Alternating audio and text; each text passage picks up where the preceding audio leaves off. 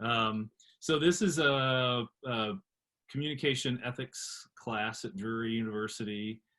These students are a blend of MA students in communication and master students in nonprofit leadership. Nice. And this is, to everybody, this is Secretary Kathleen Sebelius, who was a two-term Kansas governor, and then was whisked away in the midst of her second term to become the Secretary of Health and Human Services in the Obama administration. My connection was that, I don't know if you remember this or not, but my connection is Pam Hyde, who worked for you, is my cousin. And well, I did not remember that. I remember Pam introduced us, but I didn't remember that was how we got connected in the first place. So thank you for giving your time to us tonight. Sure. Definitely interesting times we're living in a lot of ways.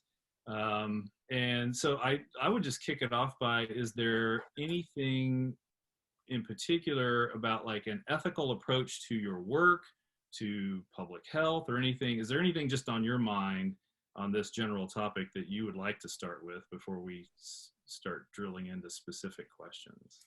Sure. Well, maybe I'll try to frame a little bit, and I'd much rather talk about what you all want to talk about. First of all, hello, everybody. It's nice to see you, and I think the field that you're in certainly needs some great experts emerging, ready to tackle the challenges facing not only this country, but the world. So thanks for studying what you're studying, and get really good at it, okay? Because it's going to be really important. I would just say I first of all had an interesting discussion with myself about what was ethics and what was morality, and kind of was trying to define those lines. And I think that for me at least, the ethics has to do with a lot of the public good and norms that we adopt and accept, and a framework that we kind of voluntarily agree to. And there certainly have been situations along the way with me where there may be a set of beliefs on one hand that I held strongly, that I knew the more that I expressed them, the harder it would be to get a lot of things accomplished. One in particular is this sort of strange law, but there was a point when I was a state legislator early in my career where there were a couple of sessions and a mandatory motorcycle helmet law was part of the discussion for the legislature. Personally, I think that is an incredibly good idea. I think it is really stupid for people to ride up and down the highway without motorcycles. If you get injured, you end up with, brain injuries that can cost $1 gazillion, or you're dead. On the other hand, this was a mantra of certain people about their own freedom and their own individuality, and they were not really harming anybody. Unlike cigarettes, where you can't really smoke a cigarette in any proximity to anybody else without harming them. If you don't wear a mask, you're not only making a personal decision, but you're making a decision on behalf of other people. This really had a lot of individual issues, and I also knew that first it was unlikely to pass, and secondly, a number of the people who were opponents of that particular legislation could possibly be really good allies for some of the real health things we were trying to get done, like smoke-free workplaces and areas where we could make the case that your activities really harm something else. So to me, it was a bit of an ethical challenge to kind of hold my breath, and I didn't ever speak out against the motorcycle helmet law. That would have been a bridge too far. I didn't champion the notion of freedom, but my silence and my willingness to make some allies among that coalition as a bit of a trade-off to what I saw was a greater good was challenging for me personally, and something I really had to think through, and something that I hoped that I wasn't kidding myself about. That it really would or could result in better good. You see that kind of all the time, where people say, "Well, I'm going to reform from the inside, and I won't challenge this so much because it's better to be in and make changes." I think we see it a lot in this day and age around issues about trust. And one of the scariest things that I think is going on right now is the intentional undermining of scientific information and credible information because it doesn't comport with somebody's political narrative. Right. And the undermining of that trust not only could result in people dying, literally. They won't believe, a vaccine is safe and secure. They won't believe the public guidance put out. But it also undermines this framework, I think, that we have in this democracy, where we share some common values and ethics around freedom of speech and independent judiciary and a free press. And those norms are really, in some ways, voluntary, that we've come into this bargain with one another, saying that's how a democracy should be conducted. That's how we intend to operate. And the more that that's eroded or undercut or mischaracterized, I think the shakier our entire framework for this country becomes. And that is a very worrisome place to be. And I think we're really approaching that right now. And in the public health arena, it has consequences on people's lives and livelihoods. It has life or death implications. If you actually, we watch it in developing countries which are still trying to deal with some of the emerging infectious diseases that America has dealt with, where health workers are killed because they are feared to be carriers of illness, or the ruling leaders have given such misinformation about what they're doing in a community. They don't believe that polio vaccines are going on. They believe it's an attempt to poison children. And so I think undermining that trust, undermining the belief that there is a public good, that people are working on your behalf, that there is a basis of ethics and information that we share, is a very precarious place. And I don't know that I've seen that in this country before, but I think we're approaching that in this country right now. As you're talking, it makes me think of what happened with Dr. Fauci. How, like, early on, he was this, like, sort of universally admired and respected voice to calm everybody down and give everybody a sense of direction for all of this. And now that's, we've sort of been driven into our camps about whether we see him as the problem or the solution. But that was a very intentional move, right? So you have now the Woodward book confirming that the President of the United States very intentionally lied about what he knew and understood about the vaccine, lied about how dangerous it was, lied about his willingness to, mobilize and deal with it. And in addition to giving misinformation, refused to use the unique muscle of the federal government to mobilize a national plan, to put together the logistics, the PPE, the mandatory rules and regs. And it is the difference between, you can watch it play out in real life, but the difference between 200,000 deaths in the United States and countries which had a massive national testing plan, which mobilized a national contact tracing, which mobilized mandatory lockdowns from a national level. The life and death difference has been extraordinary. So that had real, this is not just about our camps.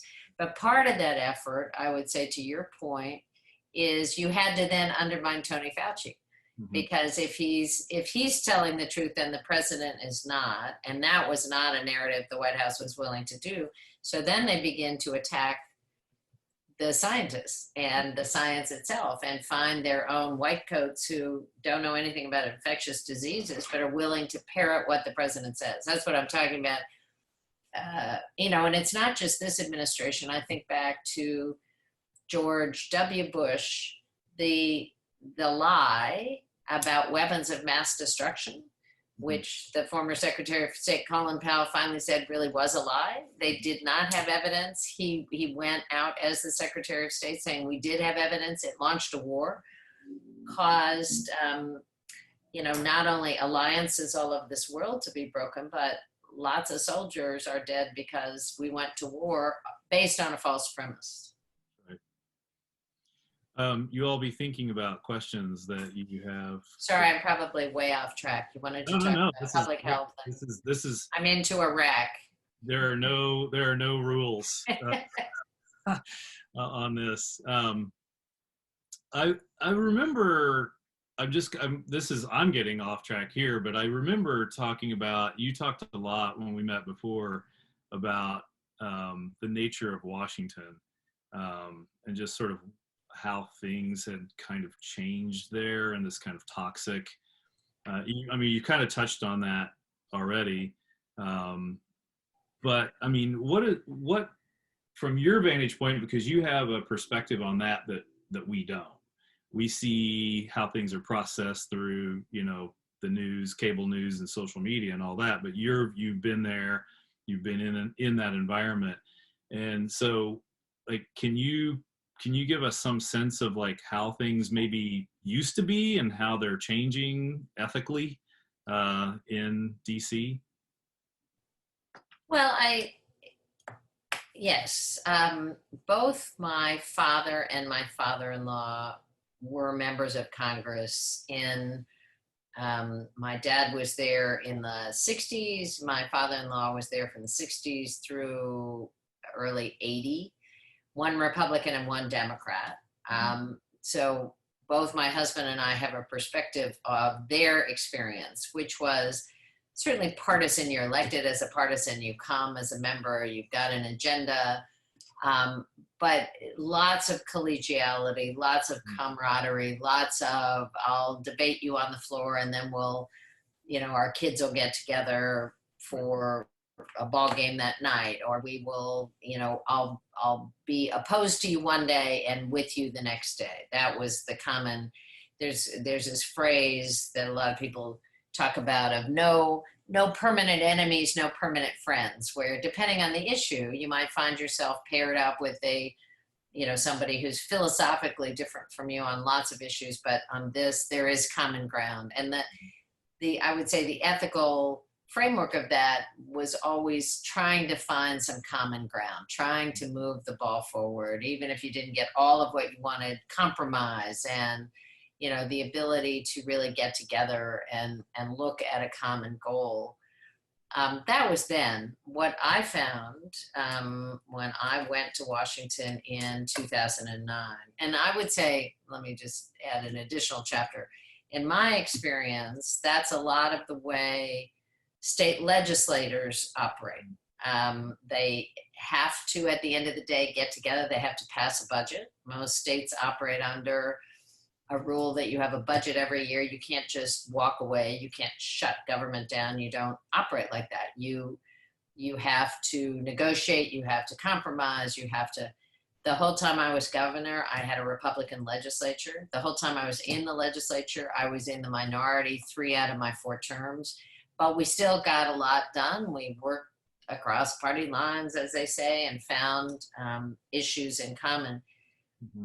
When I got to DC, when Barack Obama was elected, and I came in 2009, I was there for 5.5 years. And I think the clearest statement that was made on this point was Mitch McConnell, who at that point was the minority leader in the Senate. He had not gotten, they The Democrats had not lost the Senate at this point. But as minority leader in the Senate, what he announced is shortly after, I think it was at the end of 2009, so the first year of Barack Obama's term, he said, my job is to make sure that this president does not serve 2 terms.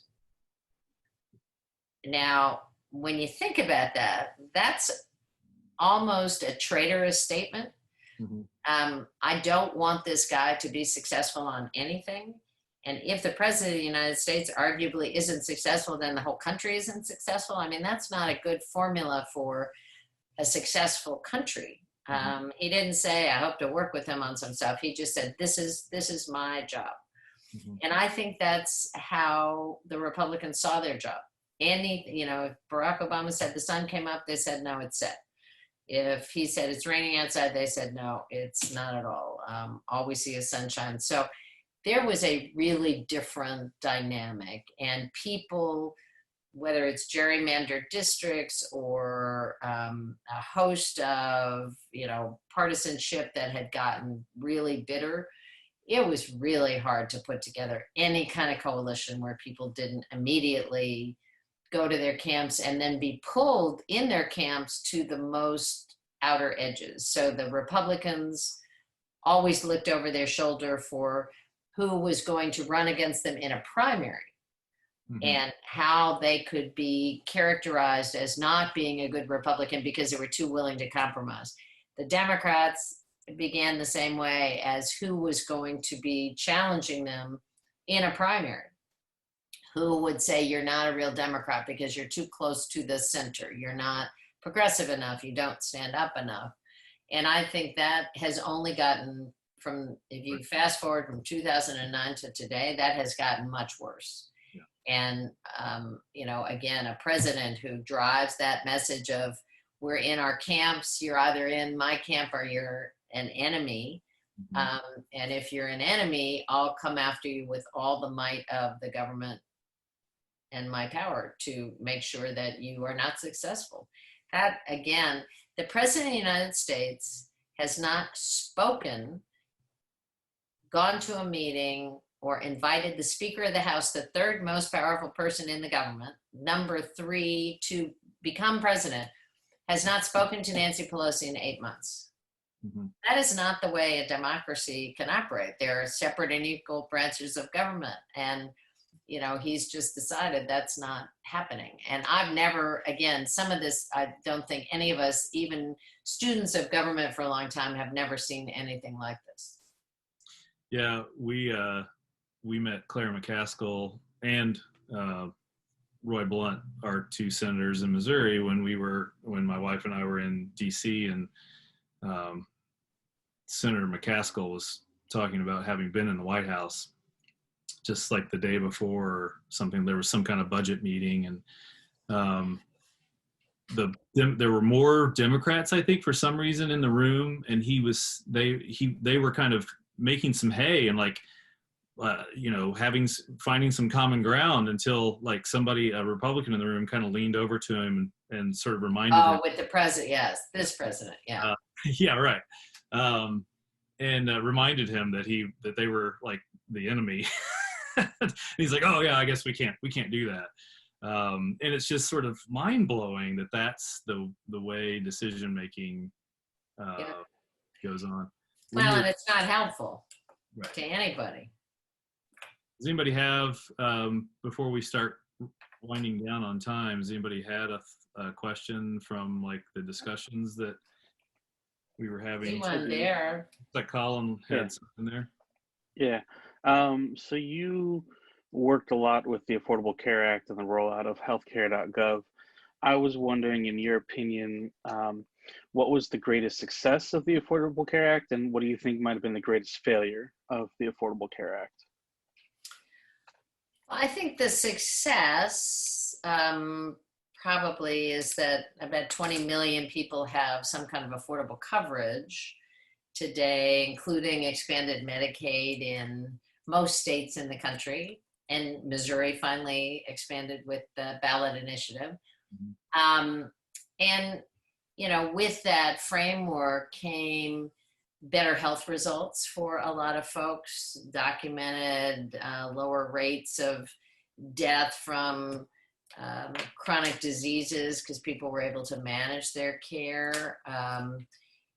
So there's, protecting people with pre-existing conditions, which not only applied to people who got no insurance, but applied across the board. It became illegal to discriminate against somebody with a pre-existing health condition. And that's about, we figure that almost half of the country has somebody in their household with a pre-existing condition, either is a cancer survivor or had a heart attack or is a diabetic or some condition that the insurance company used to be able to say, we're not going to sell you health insurance. So that's been a big success. Probably, you talk about the rollout. The website was clearly a major technological screw up from at the beginning.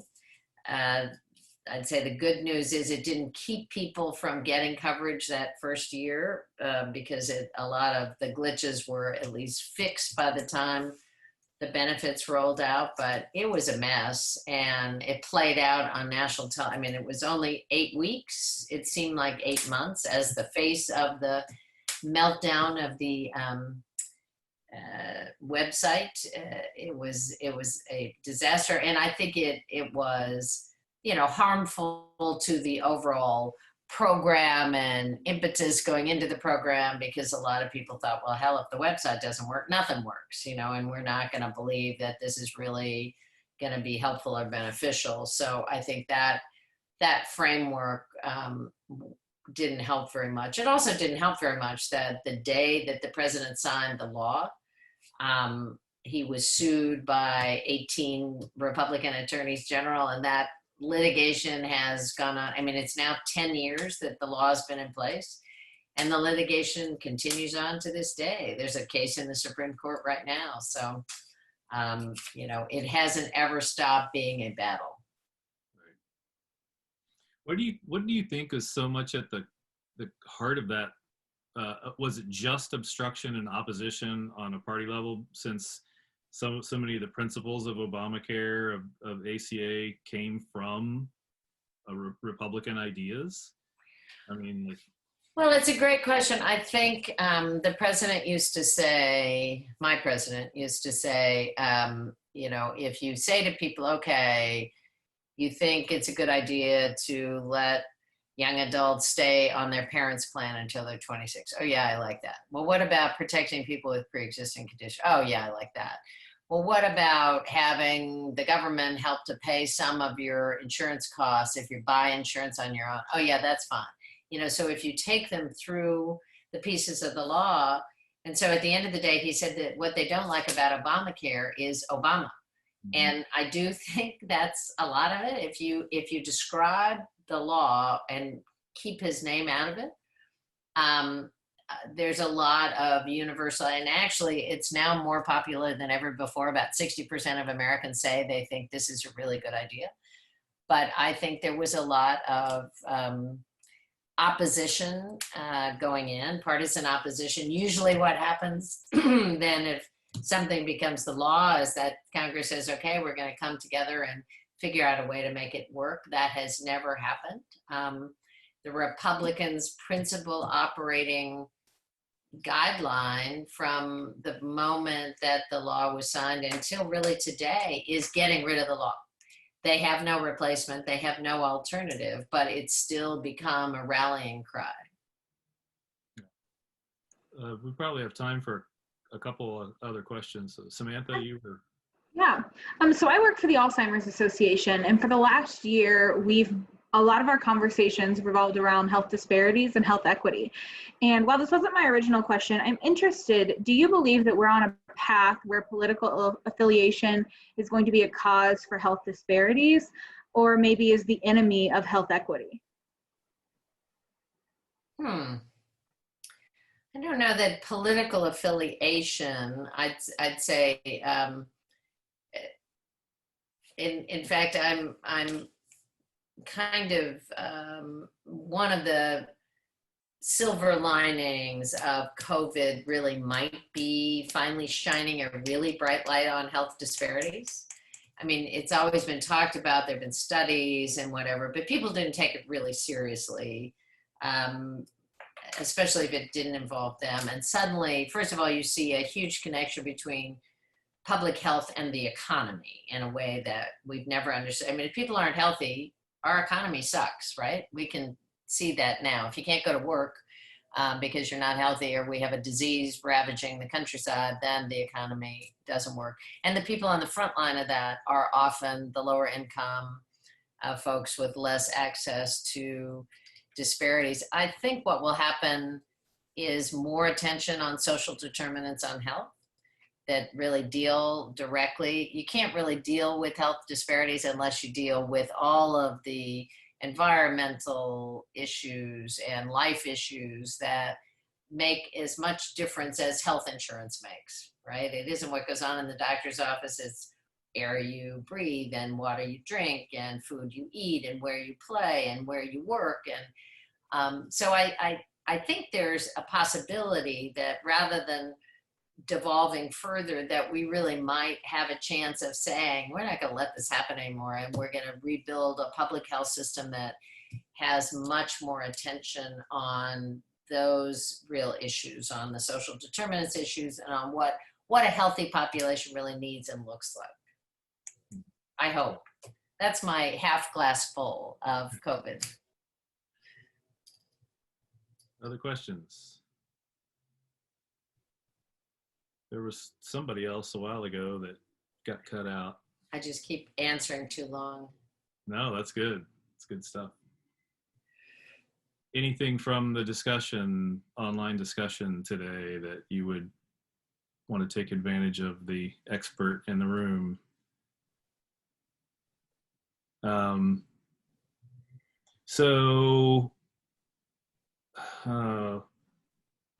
can ask a question. Ashley, go ahead.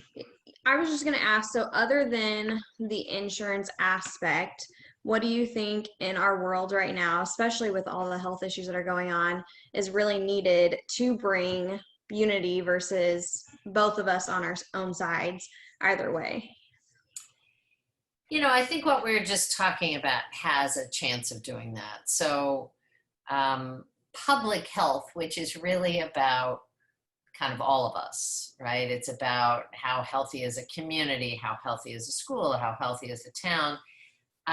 There's certainly some business interest in that because, you know, employers understand if they can hire a healthier workforce, they're actually going to be in better shape. They'll be more productive. I think parents understand that if their kids are healthier, they're better students. They can go to school. They can learn more.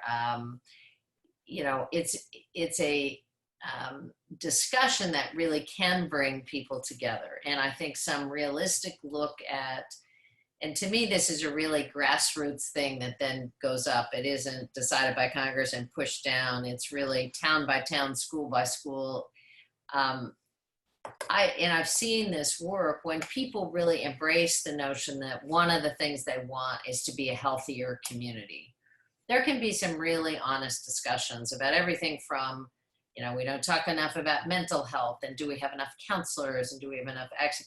We don't talk enough about, you know, playground space for people who live in all parts of the town. Or, you know, we have fees for our swimming pool, but does that keep some families out of the pool? So there's an equity around health issues that's almost easier to talk about than income redistribution or whatever. So I again think if we can have some very honest discussions about public health, and that term is everything from vaccinations to how, you know, how many women die in childbirth, and what are the access to air and water, and who has healthy food, and where are we missing grocery stores. I've seen some remarkable coalitions be put together where people may not agree on a lot of things, but they all say, well, this makes sense. You know, our businesses will be more successful, our kids will be more successful, we'll spend less time in the hospital and at the doctor. We can really live longer lives. And so I think there's a health equity, if you will, that has a real shot at some common ground in lots of areas that really don't at this point. And it's one of the things, again, about having a virus where people finally understand it doesn't matter if you're rich or poor or, what's going on. You are susceptible to this virus, which doesn't see color and doesn't see checkbook and doesn't care where you live and doesn't. That's a pretty humbling and leveling experience for a lot of folks, and they kind of understand, if I go into the grocery store and you're not wearing a mask and I may be vulnerable and I need to get my groceries, then you're putting me at risk in a way that, we got to take care of each other, right? So lots of signs that say we're in this together. I'm just hoping that maybe the next step is really people put their money and their ideas where their signs are and say, we really are in this together. And it will be good for all of us if we lift the boat. Well, that takes us to our 30-minute time. And I really, really appreciate you giving us the time out of your day to. You bet. Well, tell Betsy hi. I will. She'll be sad that she missed you because we sure enjoyed meeting you before. And tell Brad hi. I will. And tell Pam if you intersect with her anytime soon. That Tell we Brad got I'm together. still checking into those quarter round. I don't remember if you remember that we talked about not corduroys, but he has a friend who's into quarter round. Oh.